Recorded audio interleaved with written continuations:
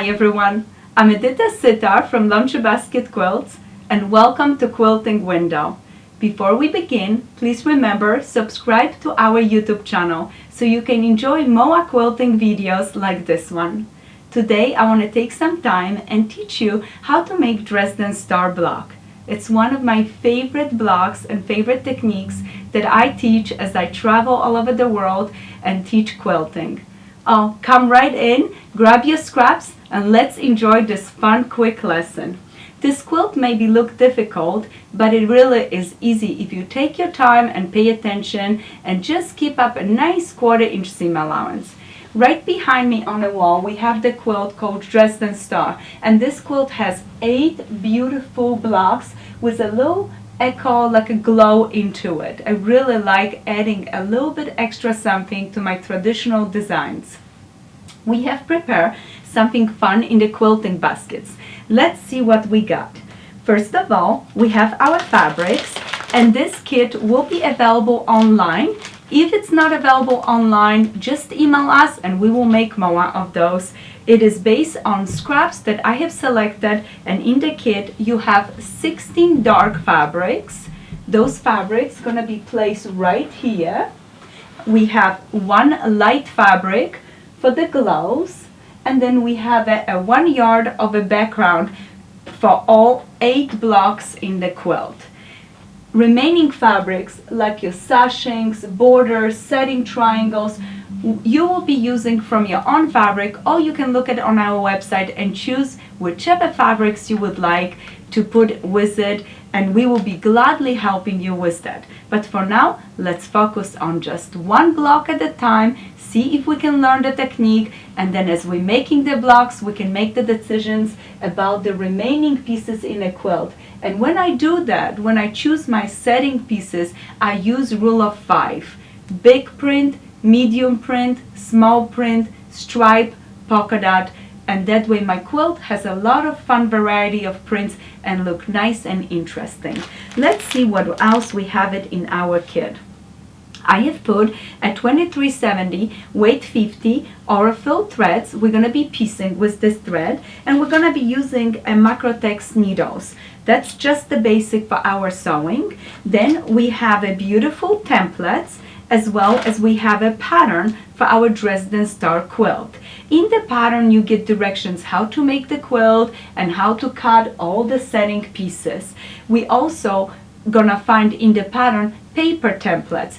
To make our cutting easier, I have prepared acrylic templates, and there are 2 templates, A and B. The A template, we're gonna cut the dark pieces with it. So template A, we're gonna cut these pieces with it. Template B is the pieces right here, that little glow. So we're gonna need those right away on our table because we're gonna be cutting. I also have put a glue in our basket because many times when I have an applique piece that I want to secure into the background, I touch with a little bit of glue and then stitch around the edges. My favorite 4.5 inch scissors, also back on a table from the basket. I'm gonna be using them right away. All right, let's begin. I'm gonna put the pattern to the side for now, and I'm gonna use the template and show you how to cut your fabrics. You're gonna pull up the fabrics out of the kit, or if you're cutting your own, follow directions in a pattern. Your strips need to be 3.5 inches to start with. And in this kit, we have prepared 16 different colors. Why 16? Because we have 16 different blades in 1 block, so I want each blade to be a different color. To start, I'm gonna grab 4 pieces at a time, and I'm gonna place them right side up, one on the top of the other. If my fabric needs pressing, I check with my hands, make sure there is no crinkles, and I will press it. 1, 2, 3, 4. Why do I layer 4 fabrics? Because there are 16 fabric in the kit, and if I do 4, 4, 4, 4, I have my blocks cut nicely, all nice and quick. Let me see, do I have 4? Yep, I don't need this one anymore. All right, so now I just smooth with my hands. If the fabric is perfect, give a 1 more press to it, and you're ready to cut. To cut this, I like to use my small cutting board. I place it right on it. Why do I do that? Because I don't like to cross my hands as I cut. And sometimes with templates, you have a little bit different directions to cut than a regular ruler. So what I'm gonna do is take my template. This is my template A, and this template, notice, is larger on the top, smaller in the bottom. Larger on the top, smaller in the bottom. So that top, the larger part, I'm gonna match it with the edges of all my fabrics. The bottom maybe have a little bit fabric sticking up right here. No problem. First, we're gonna start by trimming, and look at how quickly I can turn this to a position that it's nice and easy for me to cut.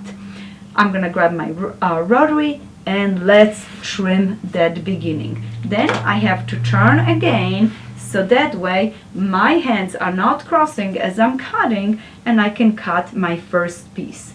Oh, this goes really nice and fast. From each fabric, you're gonna cut 8 pieces. Why 8? Because you're going to need 1 for every block. So 16 pieces for one block, 8 pieces from each fabric. All right, let's cut, and look, I'm just flipping the template up and down, and cutting my beautiful fabrics. Oh, this is gonna be amazing.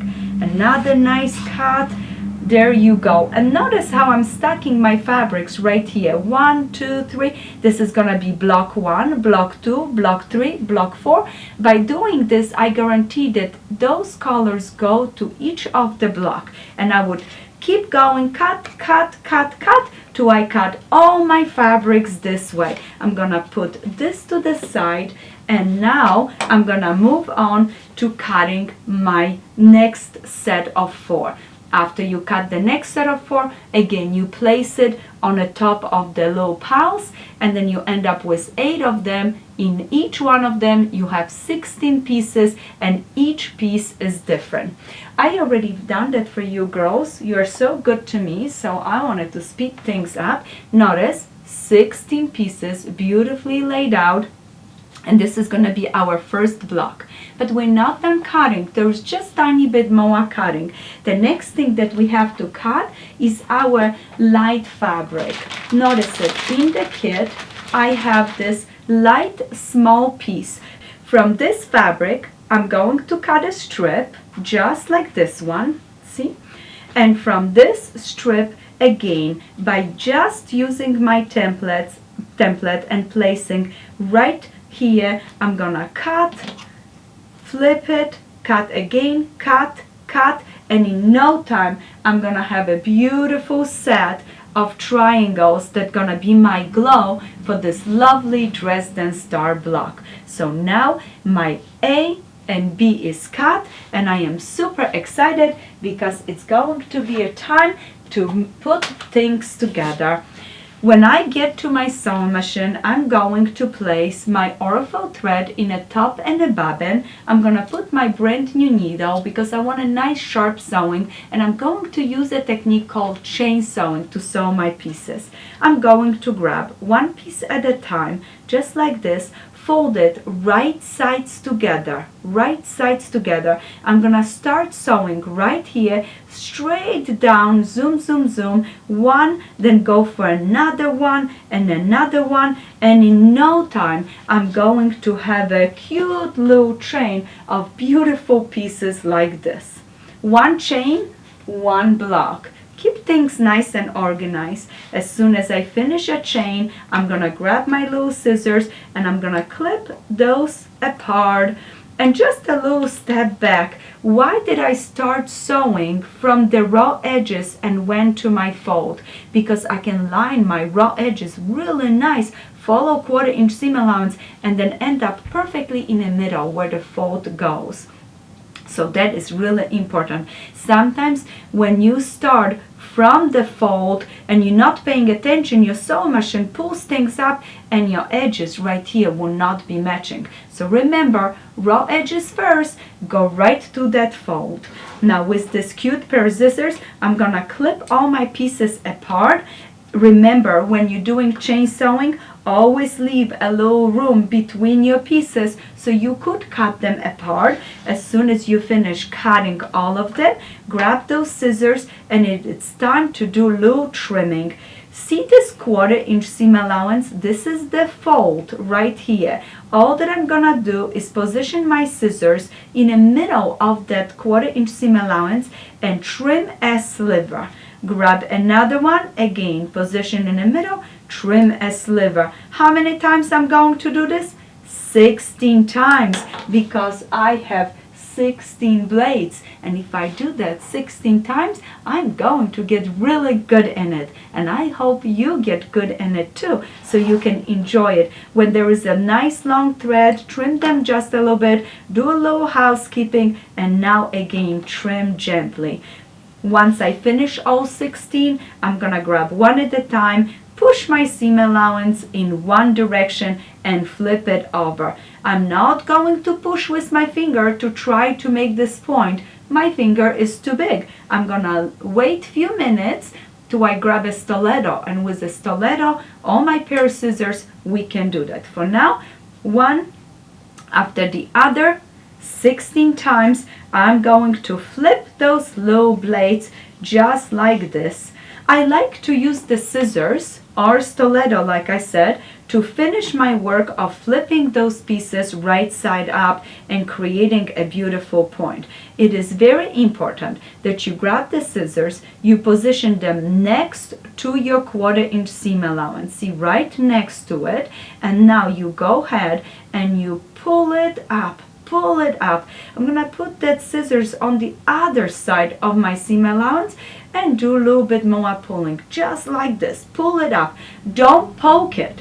Pull it up. Pull that whole seam right side up. Oh, that looks good. Another one. And I will be going one after the other. Oh, this is gonna be a really cute point. And the ones that I finish, I set them right here so they're ready for me to take them to my cute little ironing board where I could press, center those seams up and press them beautifully. All right, I have a cute little stack of those. Let me clean up my space. And now my ironing board is right here. And what I'm going to do is take one piece, fold it gently, find the middle. Did you see what I just did? I folded and I creased it. Why did I crease it? Because now this crease, notice it, it's a guide for me where to match my seam. Do you see how this seam matches with my crease? Perfect. I'm gonna put my finger on each side, grab a small iron and press it beautifully down. Press it down. And I will do this one after the other, and I already done few for you. Look how sweet they look. Beautifully pressed. Remember, when you're pressing with your iron, don't move your iron this way. Just press it down. Don't slide your iron, because sometimes when you slide your iron, you move the seam just tiny bit. You can't even hardly see it, and your block end up oval, not a beautiful circle. We want to center it up, press it. And I brought here this cute little iron. It's so sweet and nice to work with it. Many times when I travel, I love to take that little cutie with me. And this one, we have it available on our website if you would like to have one. And it's a great for small piecing like this. So right there, I just finished pressing those pieces, and it is time for our next step. We have now our points. All our blades are ready, set, go. We're gonna sew them together into sets of 2. As we start making the Dresden Star block, we are going to sew those 2 pieces together with a glow in between. How do I do that? I'm gonna grab a triangle. I'm gonna fold the triangle in half, just like this, wrong sides together. For batiks, you don't have to worry which side is wrong, which side is right, because the dye comes from both sides, so it's quite nice. Only the batiks that have a lot of wax, you can see the wax residue on one side, we consider that the wrong side, but otherwise you should be just fine. Let me get that little thread of this. And now look at this. I'm gonna place this right on it, match the raw edges right here. I match my raw edges. This line tells me where the point need to start. Do you see? Right there. You come right to that edge, lay right by the edge with your triangle, and I like to see the shadow of the blue. That guarantee me that I'm right on that line, and I'm gonna grab another blade, put it right over just like this. Oh, this looks good. It looks so nice. I can't wait to sew it. I'm gonna grab one of my favorite fine pins, and I'm gonna pin it right in the middle, and I'm gonna start sewing from the top straight down. This little bunny ears is gonna stick out here. That's okay. You just start sewing from the top straight down. And I already have one that I started on it, sewed it from here straight down, and I don't lock the seam here. I leave the thread a little longer. Why don't I lock it or backstitch? Because sometimes when you lock or backstitch, it creates extra bulk in here. And later on when you applicate, you have to almost like jump over that bump that you created with the threads. So I keep it nice and soft. Just leave a little longer threads. You can tuck them under later on and start sewing straight down. And you're gonna do 8 sets of 2 like this, and oh, what an exciting moment. You're gonna be ready to open it up to see your point. But before we do that, we need to look at from the back. The most important part of this is open the seam in the back, lay this down on your ironing board, then put your finger in here, pull it gently down, and with an iron again, you're gonna be pressing that point to stay in place. And I just want to take 1 second to talk to you about those little tips. Are so nice because in a pattern not always you get to do that. But notice, do you see this crease? I'm gonna match this crease with this seam right here. Isn't it nice? So now I know it's perfectly in the middle. But also notice it. When I put my iron over just halfway, that point is nice and round and sharp. So don't put your iron any further than that. If you need to finish pressing, you can flip it from the back and finish pressing in the back. But otherwise, just gentle, really light warmth, not pushing on the point. You don't want to push on the point so it doesn't fall left or right. And also notice it. If you take your iron, don't try to slide your iron up here, nowhere to go. So keeping your iron down only halfway, pulling that piece down, it keeps your point nice and sharp and beautiful. It glows like a midnight star. So I just finished pressing one for you. Look at how beautiful this look. From the back and from the front, you have a perfect Dresden Star point. I am so excited for you. You finish sets of 2. You're gonna make 8 sets of 2, 8 sets of 2 for 1 block. Then you're gonna grab 2 of them.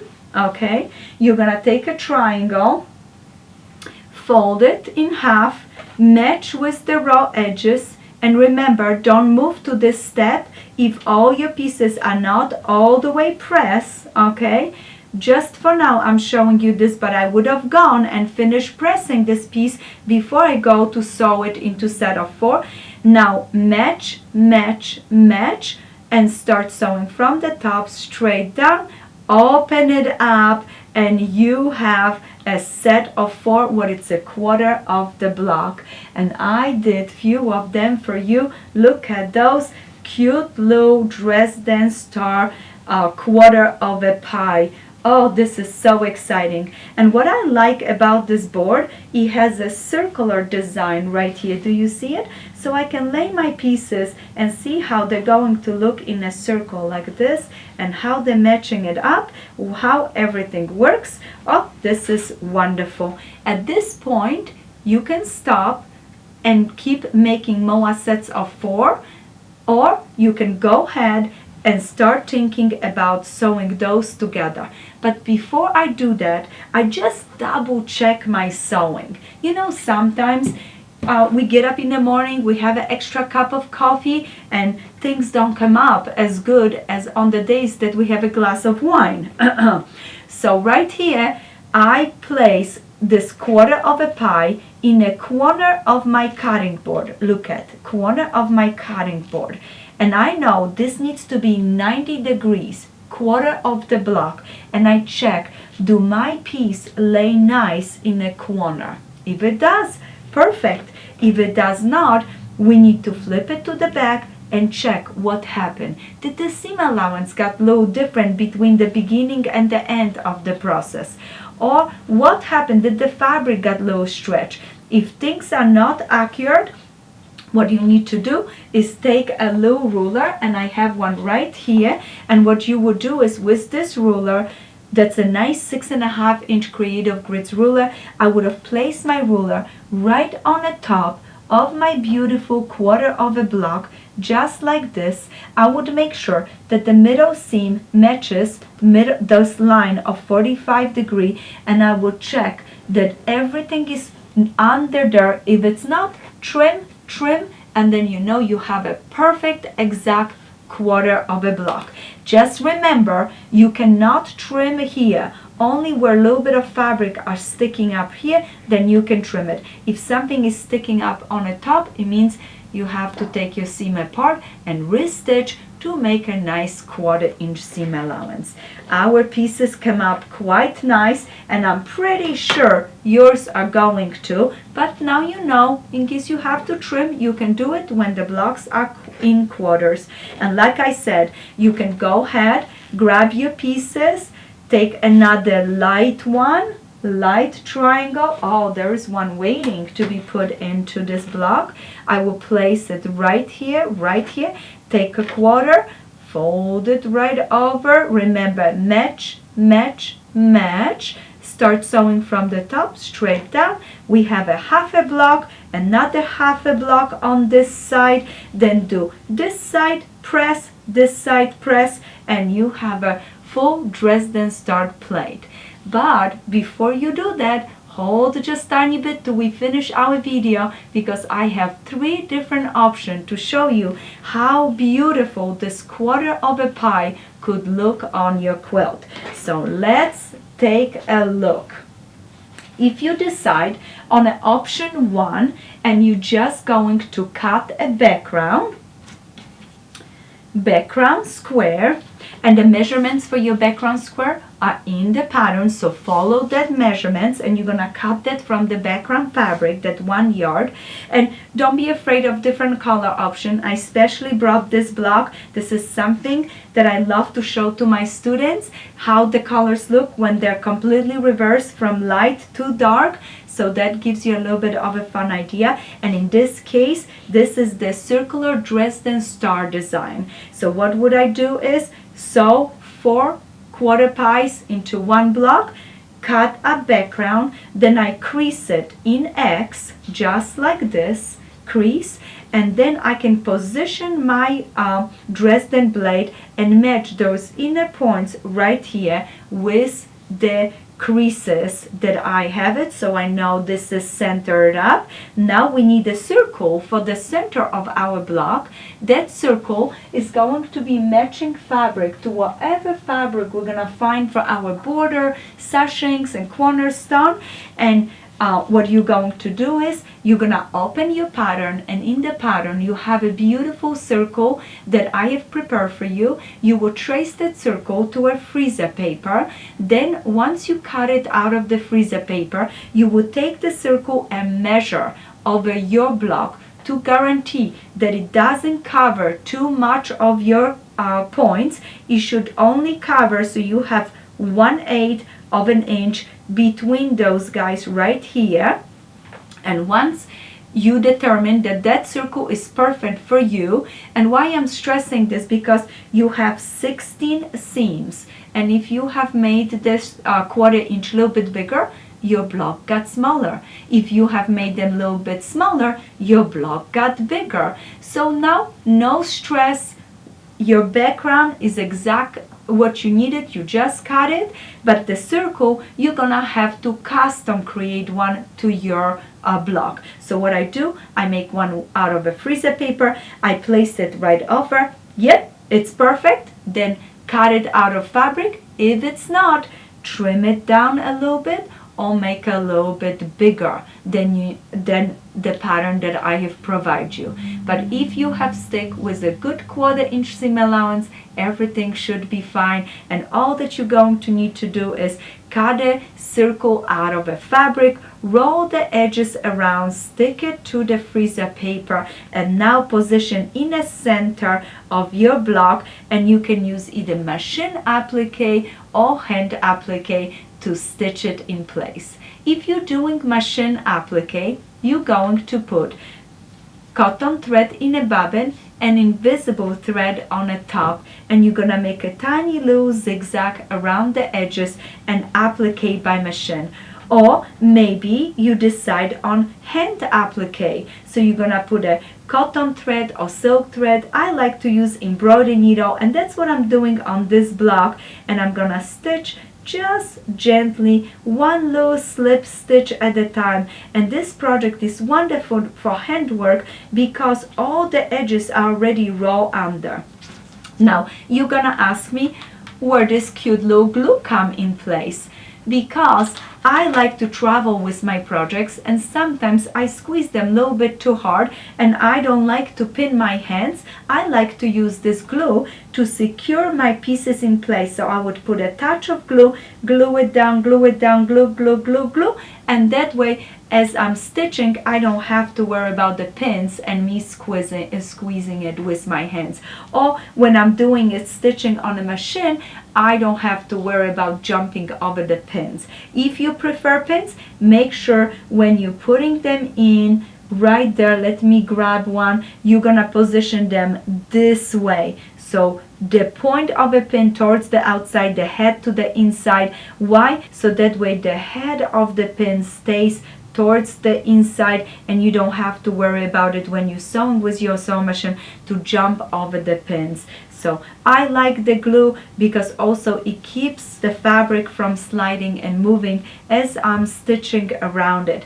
And if you do hand applique, go around first, then do a center. If you're doing machine applique, the center goes first because it will hold your pieces in place, and then you go around the outside, and you start up on the inner pawn, zigzag, stop, turn, go to the next one, and keep going this way.